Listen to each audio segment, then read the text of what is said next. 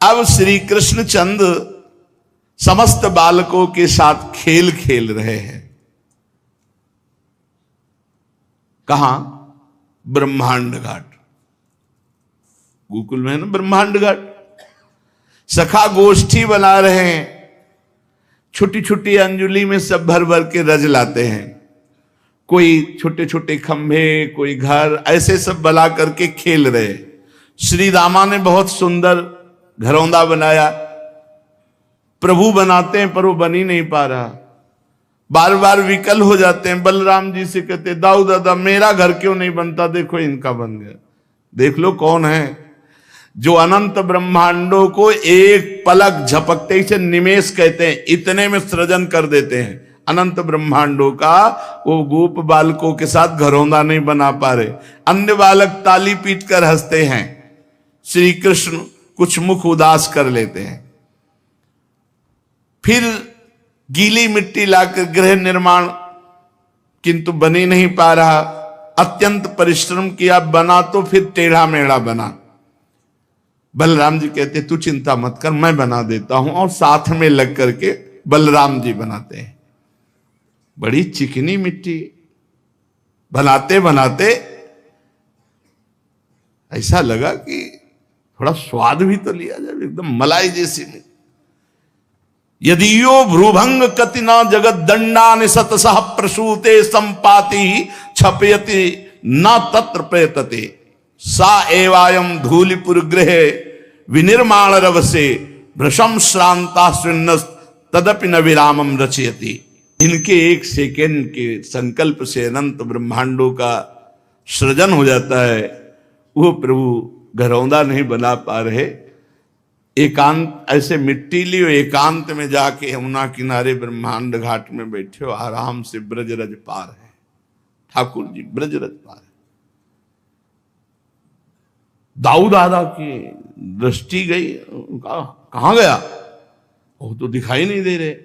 अब गए तो यमुना की तरंगों को देख देख कर जैसे कोई सतुआ पाता है ना, ऐसे ब्रजरज पा रहे। देखो ठाकुर जी ने ब्रजरज पाई। भगवान बलराम जी दौड़ के हाथ पर, ये क्या, तने मिट्टी खाई? बोल रहे नहीं, मैंने नहीं खाई। क्यों झूठ क्यों बोल रहे? क्योंकि मिट्टी खाई। अरे अनंत ब्रह्मांड उनके उदर में वास करते, क्या नहीं खाया?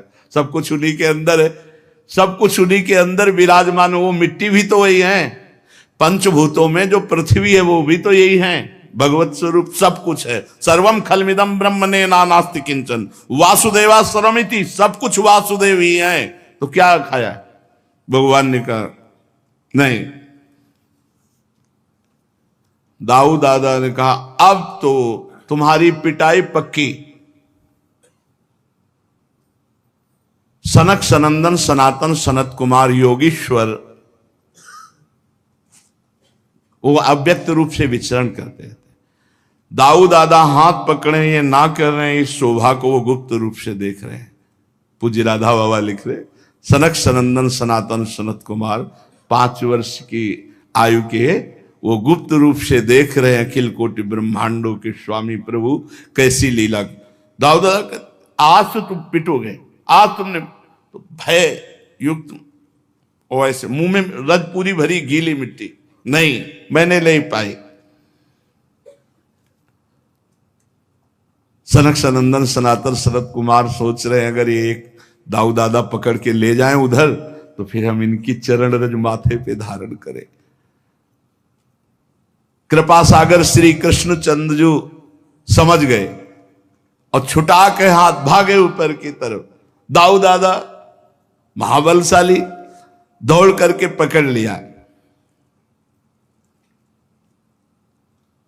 खेल खत्म, सब सखा अपने अपने घर जाओ। आज इसने जो गलती की है, मिट्टी पाएगा, पेट में कीड़ा हो जाएगा, इसको कष्ट होगा, आज मैया से पिटवाएंगे हम। भुक्त्वापि मृत्तिकाम मातुरग्रे किम वा वदेदयम इत्यक्षि रूपो चंदार्कौ साक्षिणो भ्रेमतुस्तदा।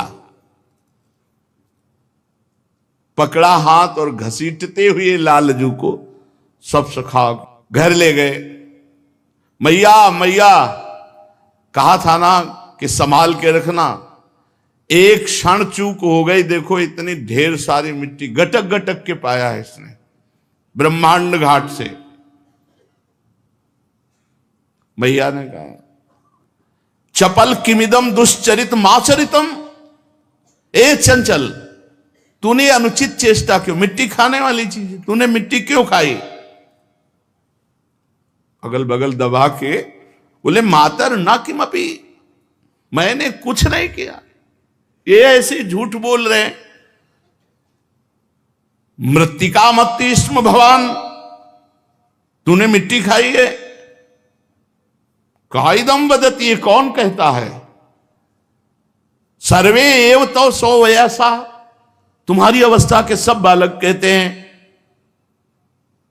प्रभु बोले नाहम भक्षित वानम्बु सर्वे मिथ्या विशंसिना, मैंने तो मिट्टी खाई नहीं, ये सब झूठ बोल रहे हैं, ये सब झूठ बोल रहे हैं। तो तवाप्यग्रजा सोयम व्यंजयंती तत्र किम वदिष्यसि, तुम्हारे बड़े भाई अग्रज बलराम जी कह रहे हैं ये भी झूठे बोल रहे हैं। यदि सत्य गिरस्तरी समक्षम पश्चिमे मुखम, यदि दाऊ दादा की बात पर, समस्त गो बालकों की बात पर विश्वास है तो आप मेरे मुख को देख लीजिए, आपके सामने है। मेरा विश्वास नहीं तो देखो मेरे मुख को, अच्छी बात है, खोल अपना मुख, मैं देख लेती हूं कि तू सच्चा है या तेरे सखा और दाऊ दादा। श्री कृष्ण चंद के मुख की परीक्षा करने चली। अनंत ब्रह्मांडपति भगवान श्री कृष्ण ने जननी की आज्ञा का पालन करते हुए अपने श्रीमुख को खोला।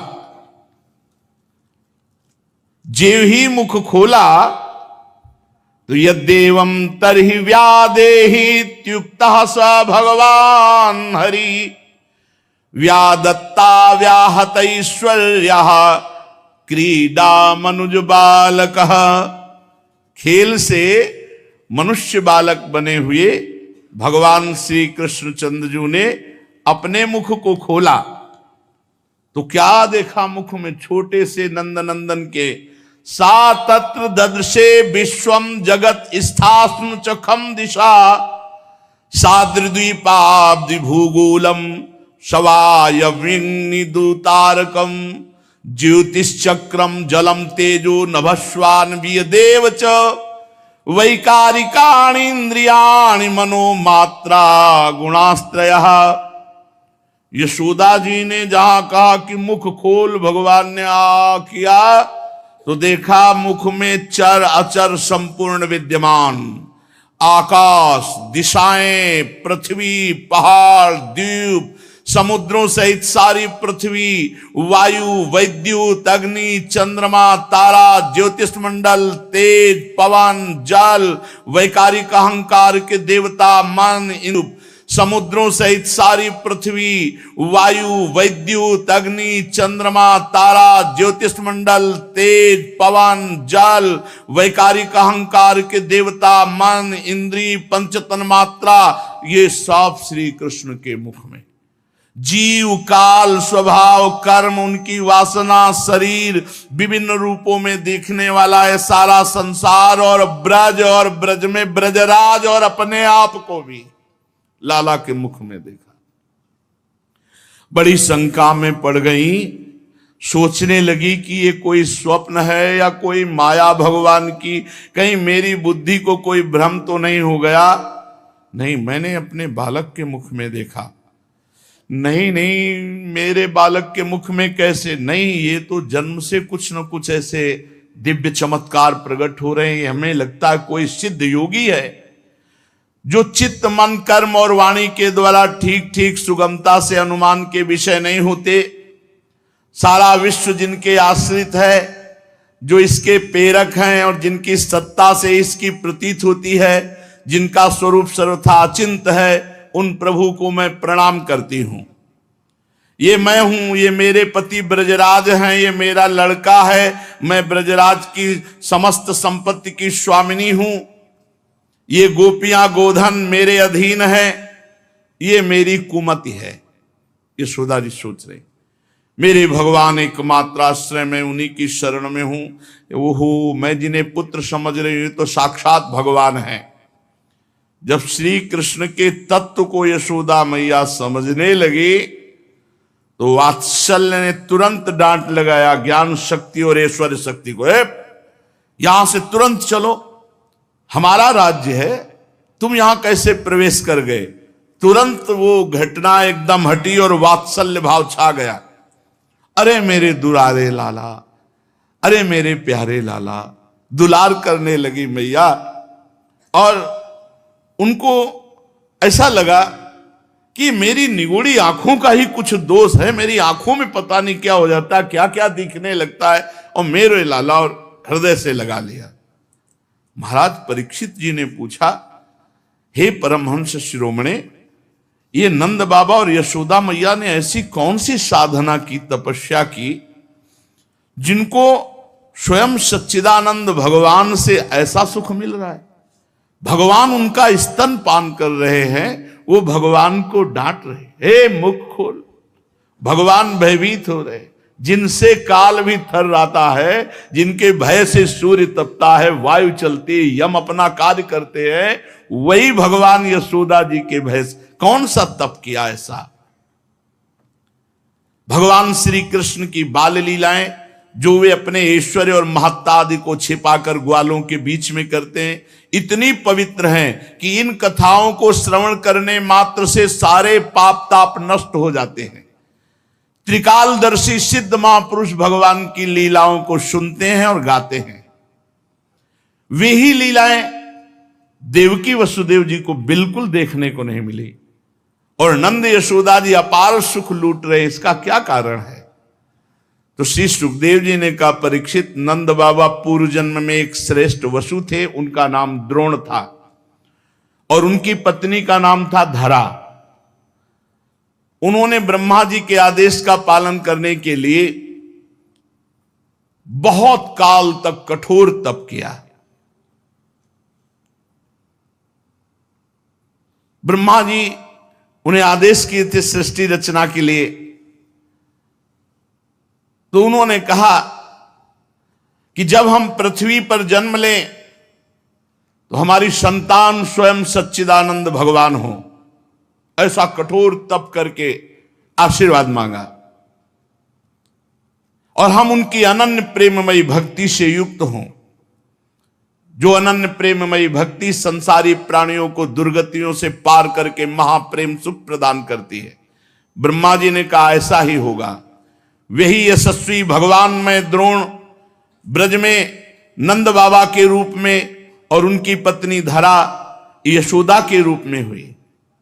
अब इस जन्म में जन्म मृत्यु के चक्र से छुड़ाने वाले जनार्दन भगवान उनके पुत्र हुए। विशेष कृपा इनके ऊपर, ये महाप्रेम में उन्मत्त रहते हैं। ब्रह्मा जी की बात सत्य करने के लिए भगवान श्री कृष्ण बलराम ब्रज में रहकर समस्त ब्रजवासियों को अपनी बाल लीलाओं से आनंदित करते हैं।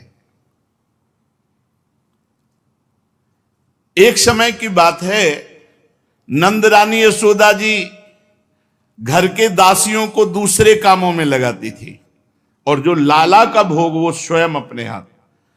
तो आप लाला को मक्खन खिलाने के लिए अपने कर कमल से दही मथ रहे हैं।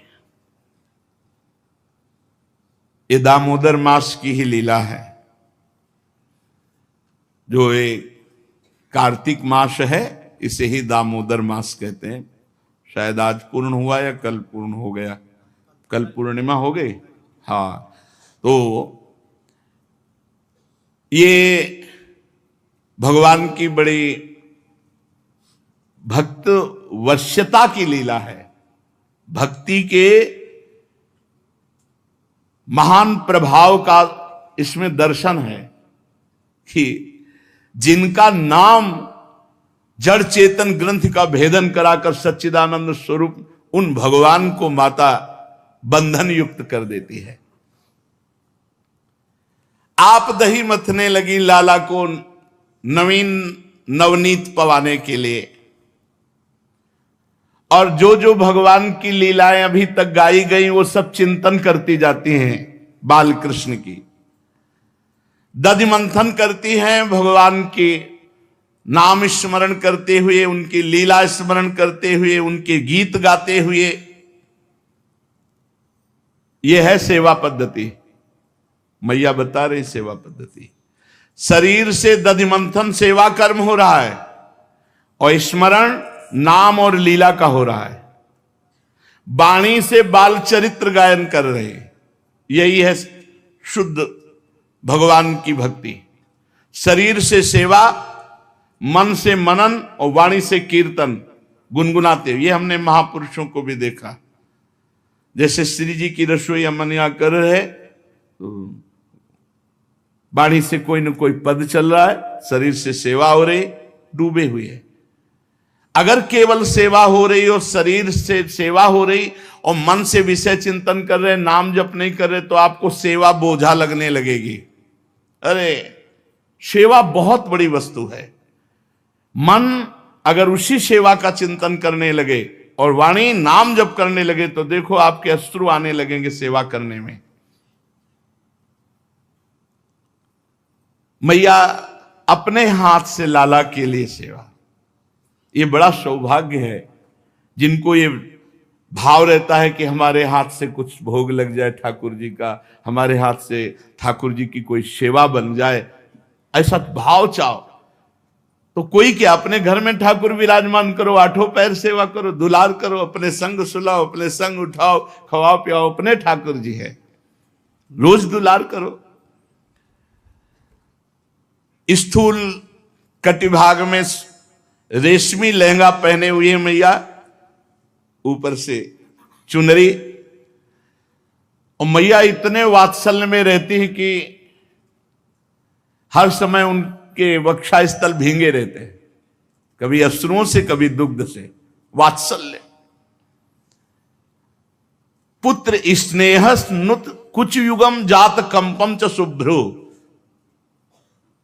वक्षा स्थल सदैव दुग्ध से भीगे रहते वात्सल्य में, कभी आंसू बहते हैं तो मैया नेति खींच रही है, अवस्था हो गई है। कुछ हाथ थकित होते फिर रुक जाती है कृष्ण, फिर खींचने लगती। हाथ के कंगन, कानों के कर्णफूल हिल रहे, मुख पर पसीने की बूंदें, चोटी में मालती के पुष्प गिर रहे।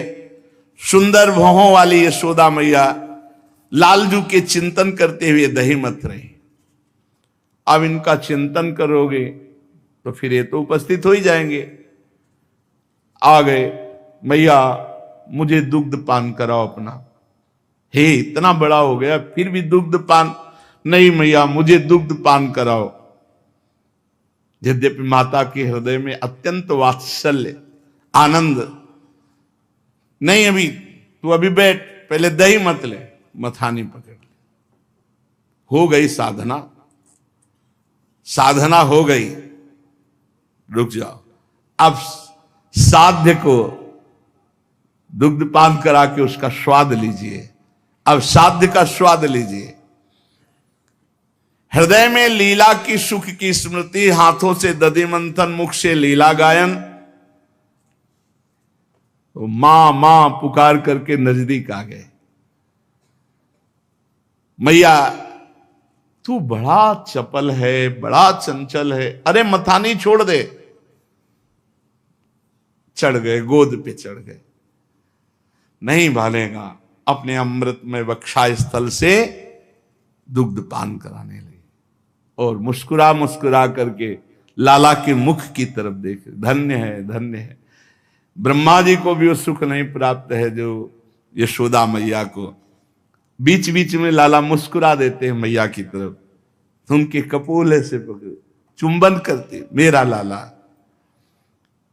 बड़े आनंद का विषय चल रहा था, लाला को दूध पिला रही थी, बार बार लाला मुस्कुरा रहे थे, मेरा लाला तू तो मेरा प्राण प्यारा है। इतने में दृष्टि गई, अंगीठी पे रखा हुआ दूध जो है, जो पद्मगंधा नाम की गाय का दूध बहुत प्रिय है लालजू को। देखा कि वो दूध उफान में, लाला को नीचे भूमि पर किया और दौड़ पड़ी दूध की तरफ। पद्मगंधा गाय का दूध उफान में। उसने सोचा कि हम भी हैं, मैया तो अपना दूध पिला करके यदि तृप्त कर देगी लालजू को तो वो फिर हमें पिएंगे नहीं, इसलिए वो उचक रहा था मानो कि हम भी हैं मैया। तो मैया ने सोचा उफान आ जाएगी, दूध बाहर चला जाएगा, लाला को दूध पिलाना बंद करके भूमि पर प्रभु के ओंठ क्रोध से युक्त होकर फड़कने, मेरा प्राण मेरा जीवन, और ढकेल दिया हमको धरती पे और दौड़ पड़ी दूध के लिए। ये यहां भी एक शिक्षा मिलती है, अपने प्यारे की प्यारी वस्तु प्यारे से भी अधिक प्यारी है। कल किसी ने हमसे प्रश्न किया कि आप तो श्री जी को बहुत प्यार करते हैं, लाल जी को, तो तुम क्या जानो, तुम हमारे हृदय की बात क्या जानो। श्री जी से अधिक लालजू को हम प्यार करते हैं। क्यों? क्योंकि मेरी प्यारी जू की प्यारी वस्तु है। दृष्टैव चंपक लतेव चमत्कृतांगिम, स्वयं लाडली जू कहती है, मुको तो भावती ठोर प्यारे के नयनन में। कहां स्थान? प्यारे के नयनन। और क्या कह रहे हैं लाडली जू, मेरे तन मन प्राण हूं ते प्रीतम प्रिय। जब मेरी स्वामिनी के तन मन प्राण हूं से प्रीतम प्रिय, तो मेरे लिए मेरी स्वामिनी जू से भी बढ़कर के प्यारे लालजू है, क्योंकि मेरी स्वामिनी जू की सुख है। तद्भावोत्सवता परम भवत में तत्प्राण नाथे रति। आप क्या समझते हैं?